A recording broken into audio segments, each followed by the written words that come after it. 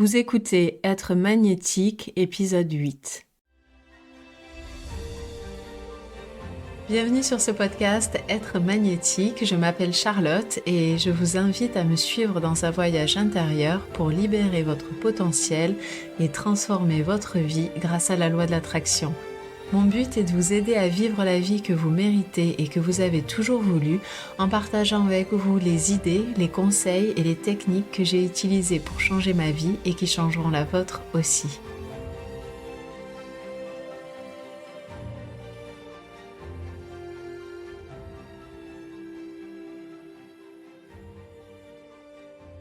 Bonjour à vous, j'espère que l'épisode de dimanche dernier au sujet des croyances limitantes sur l'argent vous aura plu. Et je vous retrouve cette semaine pour la seconde partie de cet épisode, puisqu'aujourd'hui, on va parler de 2 autres croyances délétères qui vous empêchent de recevoir plus d'argent, et on va à nouveau les déconstruire ensemble. Et ce que je voudrais mentionner pour commencer, c'est que bien souvent, on a des croyances à propos de l'argent qui nous découragent d'imaginer un avenir dans lequel on a du succès, qui nous découragent d'imaginer un avenir dans lequel on a une abondance financière.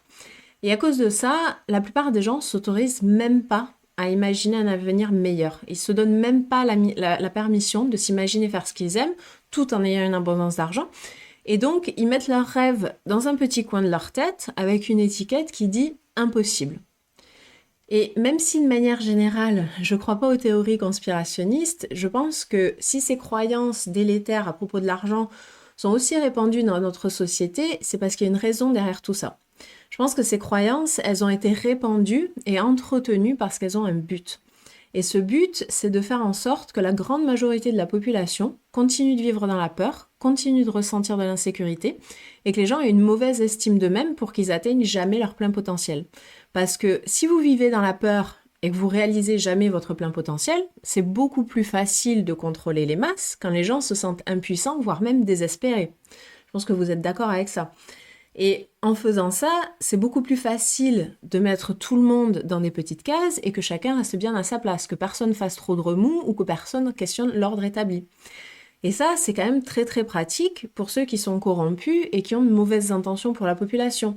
Parce que quand on maintient les gens dans un état de peur, tout le monde reste bien sage et personne risque d'atteindre son plein potentiel ou de remettre en question quoi que ce soit. Et quand on galère chaque jour sans questionner pourquoi on galère et sans s'autoriser à penser que les choses pourraient peut-être être différentes, la galère fait juste partie de notre vie. Et on se dit, c'est comme ça, il faut l'accepter. Et à ce moment-là, on se résigne bien gentiment à rester dans notre petite case. Mais personnellement, j'ai toujours questionné tout ce qui m'entoure depuis que je suis enfant.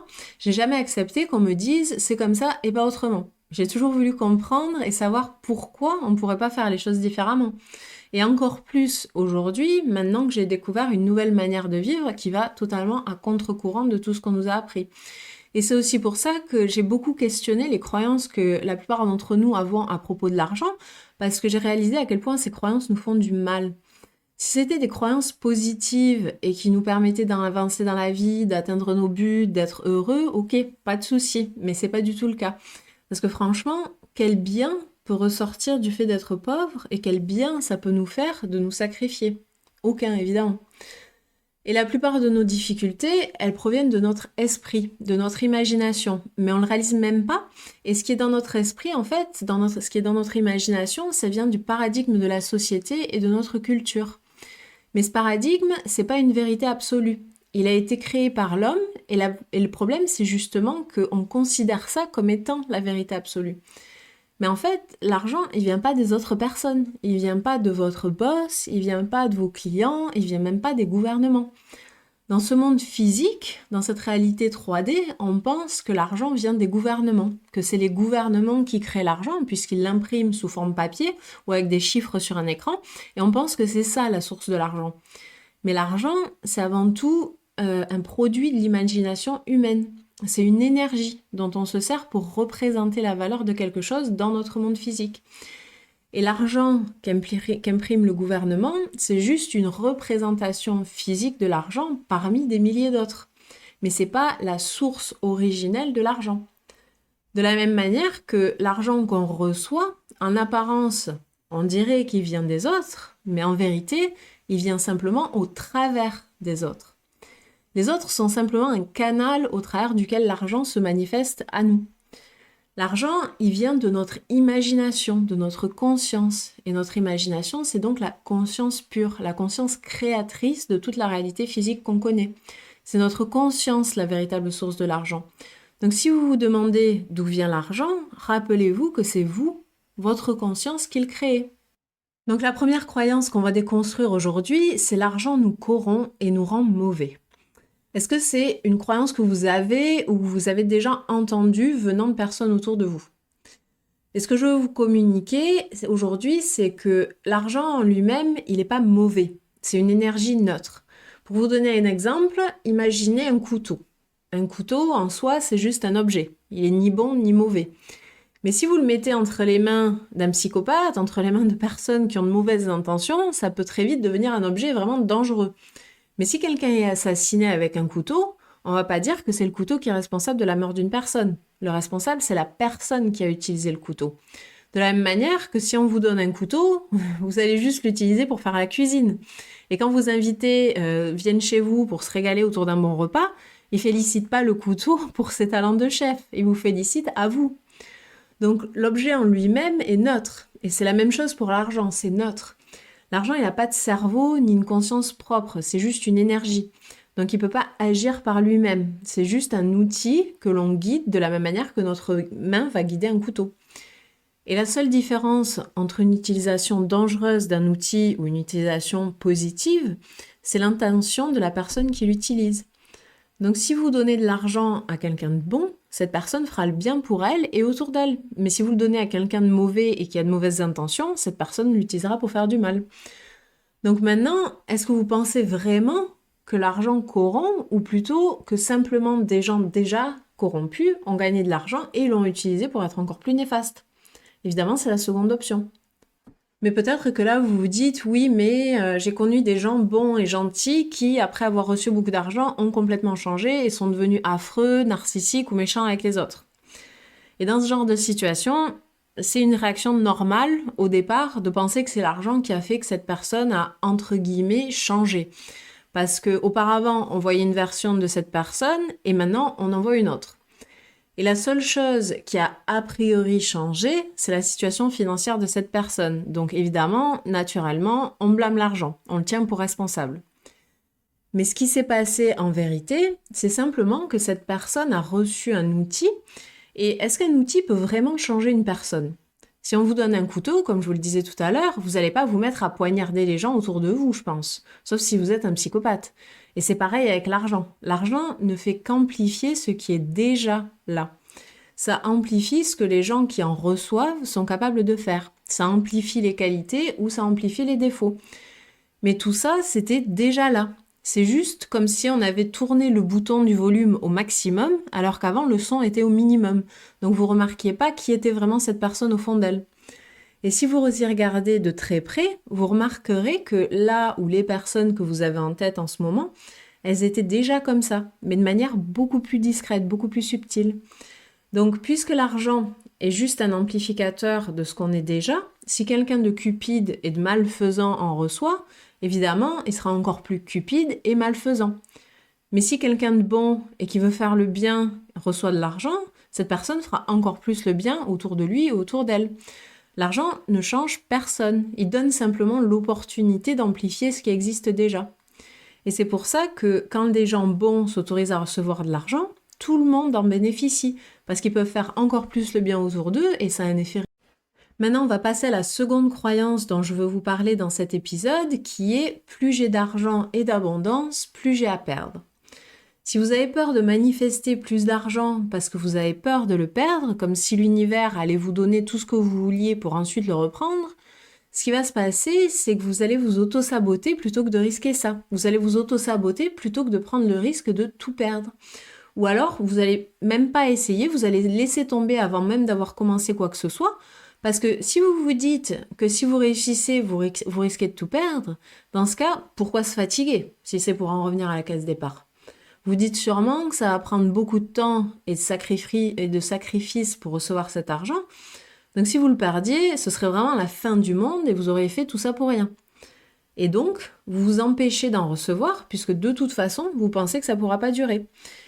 Et votre ego, il déteste l'idée de perdre quoi que ce soit. Donc, il vous laissera pas, il vous laissera jamais risquer ça. Et un autre exemple de ça, c'est avec le poids. Si vous essayez de perdre du poids mais que vous trouvez ça difficile, essayez plutôt de vous dire que vous vous en libérez et non pas que vous le perdez. Parce que c'est complètement différent et l'impact que ça aura sur votre corps et sur votre esprit est lui aussi complètement différent. Donc pour en revenir à l'argent, si vous vous dites que vous allez avoir quelque chose à perdre, inconsciemment, vous ne le voudrez pas. Parce que la perdre serait tellement dur à vivre plutôt que de rester là où vous êtes actuellement en fait. Ce serait beaucoup plus facile de rester là où vous êtes que de tout perdre. Donc même si votre situation financière est compliquée et que vous pensez que vous voulez plus d'argent, la vérité c'est qu'une partie de vous préfère rester bien confortable, bien en sécurité et éviter la déception et la perte. Et ce qui m'a personnellement aidé à me débarrasser de cette peur, c'est de réaliser que là où je suis actuellement, c'est-à-dire ma situation financière actuelle et tout ce qui va avec, je serai toujours capable d'y revenir si besoin. C'est quelque chose que j'ai normalisé, je sais comment recevoir le niveau de revenu que je reçois, c'est imprimé dans mon inconscient. Donc même si j'échouais à atteindre mon prochain objectif de revenu, je saurai comment revenir à ma situation actuelle si besoin. Et pour vous donner un exemple, disons que vous gagnez 60 000 euros par an. Ça veut dire que vous savez comment obtenir ce revenu et personne ne pourra vous enlever ça. C'est gravé dans votre esprit. Et quand je dis gravé, je veux dire que vous avez normalisé ce montant, c'est-à-dire que ça fait partie de vos croyances, qu'il est tout à fait possible pour vous de gagner 60 000 euros par an. Maintenant, disons que soudainement, vous receviez la somme de 500 000 euros par an, parce que vous avez décidé de lancer un business qui fonctionne très bien, par exemple. Donc maintenant, votre nouveau niveau de revenu, c'est 500 000 euros par an. Donc techniquement, maintenant, vous avez beaucoup plus à perdre. Et bien sûr que les enjeux sont beaucoup plus gros. Bien sûr que les responsabilités sont plus importantes. Et bien sûr que vous auriez en théorie plus à perdre. Mais cette manière de voir les choses, elle est vraiment très limitée parce que vous oubliez tout ce qui touche au monde de l'énergie. Ce que la plupart des gens ne réalisent pas, et c'est ce qui les maintient bloqués à un certain niveau de revenu, c'est que, comme je le disais plus tôt, l'argent est une énergie. Et comme c'est une énergie, c'est pas quelque chose qui disparaît ou qu'on peut perdre. L'énergie, elle disparaît jamais. Et elle est jamais perdue. Elle peut pas être détruite, jamais, jamais. Cette énergie, elle est toujours présente dans le monde énergétique, même si on l'aperçoit pas avec nos 5 sens. De la même manière qu'on ne perçoit pas les atomes qui constituent notre monde ou les milliards de particules qui traversent notre corps chaque jour. Donc dans ce monde énergétique, il y a des milliards de disponibles. En fait, l'argent est infini. Il n'y a pas de limite puisque c'est un produit de notre conscience. Et cet argent qui est disponible dans le monde énergétique et qui est donc invisible à nos 5 sens, il peut à tout moment prendre forme dans notre monde physique. Le montant qui se matérialise dans notre réalité 3D dépend évidemment de nos croyances et de ce qu'on a normalisé. Donc si vous aviez manifesté 60 000 euros par an, ça veut dire que vous avez les croyances nécessaires pour recevoir ce niveau de revenu. De la même manière que si vous avez manifesté 500 000 euros par an, vous avez les croyances nécessaires pour recevoir ce niveau de revenu. Autrement dit, même si vous les perdiez, vous sauriez comment y revenir. Et vous savez que si vous avez reçu ce niveau de revenu une fois, vous pouvez le recevoir à nouveau. Les croyances qui vous ont permis de recevoir ça, c'est quelque chose que vous pourrez jamais, jamais perdre, jamais. Et il y a tellement d'exemples d'entrepreneurs qui ont gagné des millions, voire même des milliards, qui ont ensuite fait faillite et qui après ça ont reconstruit une autre entreprise et sont à nouveau redevenus millionnaires ou milliardaires en quelques années. Et je suis sûre que vous avez au moins un exemple en tête, mais si c'est pas le cas, allez faire une petite recherche sur Google et vous verrez. Et la raison pour laquelle ces gens ont gagné beaucoup d'argent et ont récupéré la fortune qu'ils avaient perdue, c'est pas du tout un coup de chance. Ils sont pas juste tombés par hasard sur une mine d'or à chaque fois. Et parfois, ça leur arrive plus d'une fois même de faire faillite. Mais à chaque fois, ces personnes reviennent au niveau où ils étaient ou même au-delà. Donc il ne s'agit pas de chance, il s'agit de leur système de croyance à propos de l'argent. Ils ont normalisé un certain niveau de revenu, dans les millions ou dans les milliards, et dans leur esprit, c'est gravé dans leur conscience, dans leur imagination, ces croyances nécessaires pour manifester ce niveau de revenu.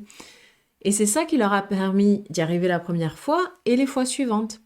C'est pour ça que bâtir un système de croyances positives à propos de l'argent est tellement important parce que vous recevrez que ce que vous croyez être vrai et possible pour vous. Donc même si vous gagnez beaucoup d'argent et que vous le perdiez, oui, c'est sûr que sur le moment, ça ferait mal. Mais vous vous en remettrez rapidement parce que vous sauriez comment y revenir. Vous sauriez que c'est possible pour vous. Vous auriez le système de croyances nécessaire pour y parvenir. Donc vous n'avez rien à craindre. Il n'y a pas de peur à avoir de ce côté-là. Donc si vous avez entretenu cette croyance que plus vous avez d'argent, plus vous avez à perdre, il faut que vous réalisiez que ça vous empêche complètement d'atteindre votre plein potentiel et ça vous empêche de recevoir l'abondance que vous voulez avoir. Et sur ce, c'est tout pour aujourd'hui. J'espère que la partie 1 et la partie 2 de cet épisode sur les croyances limitantes au sujet de l'argent vous aura plu et surtout que ça vous aura aidé à vous débarrasser de ces croyances. Et je referai certainement un autre épisode sur le sujet dans un futur assez proche. Et s'il y a d'autres croyances dont vous aimeriez que je parle à propos de l'argent ou non d'ailleurs, ou un sujet que vous voudriez que j'aborde, envoyez-moi un message sur mon compte Instagram à La Loi de l'Attraction a changé ma vie, tout attaché, ou sur Facebook à La Loi de l'Attraction a changé ma vie, ou bien laissez-moi un commentaire sur YouTube si vous l'écoutez sur YouTube. Et si vous aimez le podcast et que vous voulez le soutenir, n'oubliez pas de me laisser une note et un avis si vous l'écoutez sur Apple Podcast ou de vous abonner à ma chaîne sur YouTube, parce que ça me ferait vraiment très plaisir. Je vous remercie de m'avoir écouté et je vous souhaite une très bonne semaine. La loi de l'attraction a changé ma vie et elle changera la vôtre aussi. Et si vous aimez ce podcast et que vous voudriez le soutenir, ça me ferait vraiment chaud au cœur que vous me laissiez un avis ou que vous vous abonniez à ma chaîne. Et encore mieux si vous pouviez aussi le partager avec quelqu'un qui a besoin de l'écouter.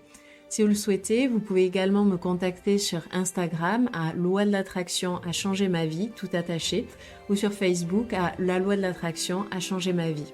À très vite et surtout, prenez soin de vous.